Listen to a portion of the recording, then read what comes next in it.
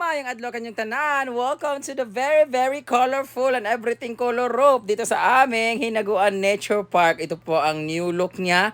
At sa mga nagsabi dyan na baka sobrang init po dyan pag tanghali, yung init naman normal lang naman talaga yung init dito kasi mainit talaga. Pero hindi naman siya naging mainit lang dahil sa pinalitan natin ng color roof instead na native na nipa house kasi meron naman siyang kisamin na kalagay dyan sa loob na parang sawali. At ito na nga ang pinakabago. O, syempre, hindi pa pala tapos to, pinakabago talaga. Hindi pa po tapos to kasi wala pong trabahante at medyo busy sila. At nalagyan pa po yan ng mga lupa-lupa or mga bato-bato kasi ipapariprap ko to dito para kahit papano hindi naman mabanlas yung mga lupa dyan papunta sa ilog pag malakas ang ulan o may baha na malakas. So under development pa po yan, under construction. Parang mukha lang under construction. Hindi pa maganda pero getting there, ha?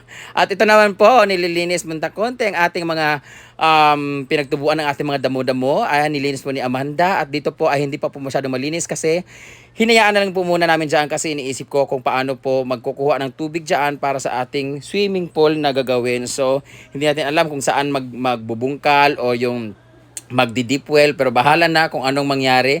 Basta dito po ang plano na lagyan ng swimming pool at doon naman sa unahan ay ang medyo function hall natin para sa mga event. Event area. Ang yabang-yabang. Kala mo naman talaga may pera talaga. So ito na nga ang ating colored A house kung saan tinanggal ko nga na yung mga nipa kasi nga nabubulok na po yung mga nipa at hindi talaga siya permanente. Buti na lang itong color roof kasi kahit paano plastic po siya since mga plastic naman kami ng mga nandito. Plastic po ang nilagay natin dyan or parang plastic pa yan na color roof na yun. Basta plastic yata at hindi siya nasisira talaga. Mag-fade na lang siguro yung kulay niya pero hindi po siya basta-basta masisira at mas matibay po to kasi yung nipa medyo nabulok na po siya for 1 year lang so wala na siya. So under renovation pa po siya. Tapos na po ang ating A house at ito na po ang ating railings or fence natin. Ang ginawa ko talaga ay yung pangmatagalan talaga na stainless, hindi yung kakalawangin para pangmatagalan talaga siya. So, yun na po muna ang ating update dito sa farm dahil atin kami ng kasal at ito nga pala ang ating mga green leafy plants, hindi vegetables. Ayan, ang tataas na ng ating mga bulaklak, mga halaman, mga plants. At dito naman sa ating grotto banda, ayan, mahahaba na rin ang ating mga African talisay na variegated. Ang ganda talaga niya, no? Dati, ang liit-liit pa niyan. But anyway, thank you so much sa lahat naman sumusuporta dito. Wala naman talagang tao dito at wala naman talagang guest, kaya walang tao talaga dito. So, pinapaganda ko lang po siya para mas maganda. At gusto ko lang talaga yung fulfilled ako na nakikita kong cute siya at maganda siya. At ito na nga aking mga kasama dito. Naglalaba ng aming mga costume na galing pa yan sa Toledo, Masbate, sa Cebu, hanggang Manila, hanggang Bicol. Naglalabaw sila Ma'am CJ at J4. Dito naman sila ni Argel. Ay, nagpe-prepare naman para sa kasal na atin na namin sa kanilang best friend na si Paulette. Ang aming kinukuhang driver din ni si Tonton ang kanyang pangasawa. So, nagutom si Milma. So, yun lang po muna guys. Mag-ayos lang kami for our wedding na atinan. Bye! Thank you! Ala, grabe, ang dami. Sobrang daming isda na kulay pink. Yan po ang ating foreign tilapia. Ayan, hello! Meron ding native dyan, may mga itim naman pero dominant yung ating tilapia. Na kulay pink. Day! Ang ka lang na ng laki gali. Paano yun, Dani, Day? Paano, Day? Ang dami, guys, oh. Ang plano ko dito, guys, itong mga nakabundok dito na lupa, itatapal ko dyan sa garden. Ito yung garden namin. Ayan, kung makikita nyo. Yan, itong garden na yan. Tatanggalin ko to dito, ang lupa na to, tatambak ko dito kasi masyadong mataas tong sa fish pan Tingnan, meron pang mga 2 feet na medyo naka-elevate siya. So ibababa ko siya dito lahat, papunta dito.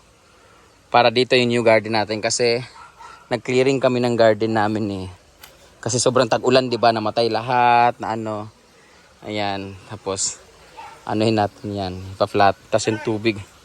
Hi!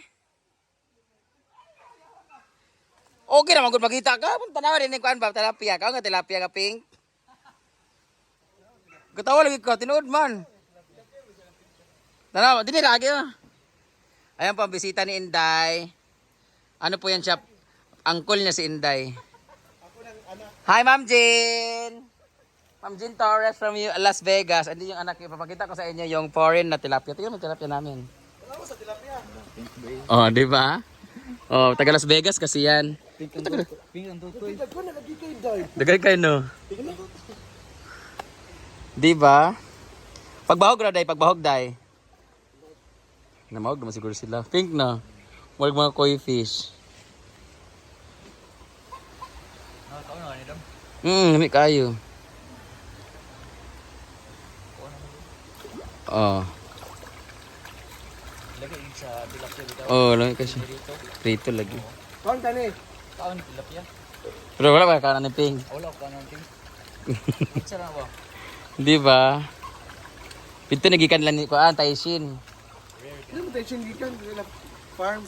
Oh, ila Taishin nagikan la Jay. Nagkon kay Dai. Gani dapat dito harin kaya. Kaon na muna sila ganina. Ayun sila magibahog. Uy, bahog na sa kuan iro. Oh. Pero naman sa normal nga tilapia noon. Yan po ang aming tilapia, guys. Wala ni siya, di ba? Wala ni siya sa mga anini mo. Kaya pag mag-order dito, guys, pwede kayo dito. Pritong tilapia lang talaga. Yan lang yung ulam namin. Pero may mga black naman siya. Ayan no, yung dako kaya nga ito ma. Nagkawala siya kay.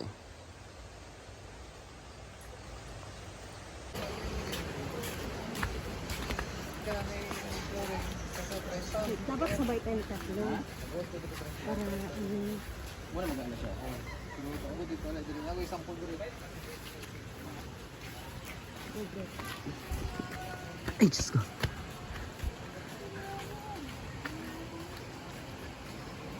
Ito ba kung scat? check daw ni Madam ang mga railing. Ang scatter ka? Ibang Bibi? kaliksik.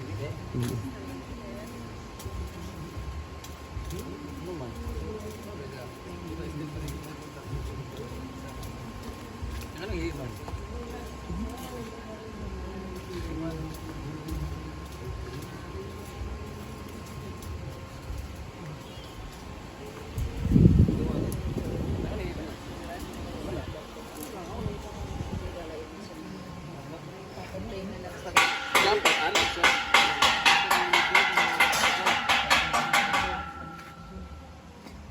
Ito may problema na gano'n nga. Ay, putangin na mo. Ha? Ito sa buto. Sakto maganig niya. Ayan na lang siya kanang ikuan nga kanang street kid. Muning tangsing nga ikuan lugar. So, ang imong magikuanan ni urong gid ni.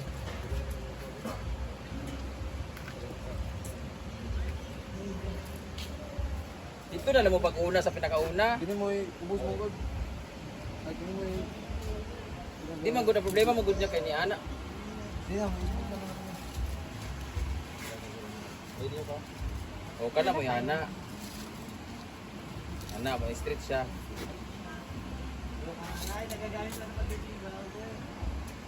Masters of Life. Bigyapo. Na-smile man si Ryan.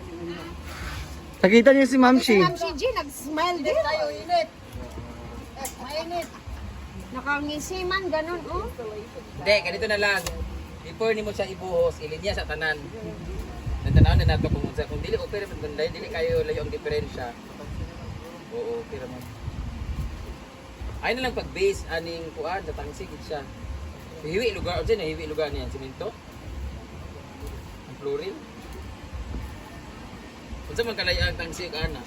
Dito basta tanaw na lang nato, ilinya na lang nila pag nakita niyo tong linya, unsay medyo hiwi-hiwi mo na naon di na i-matter na tong ilalom kay dili man na siya makita kayo kay mabutangan magtanong. So tanaw na to na kung street ni siya mo na ayan ang buhos.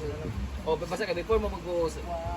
Subto na sa tangsi. Ang subto na sa tangsi kani. Street ani kung sa street siya mo na siya.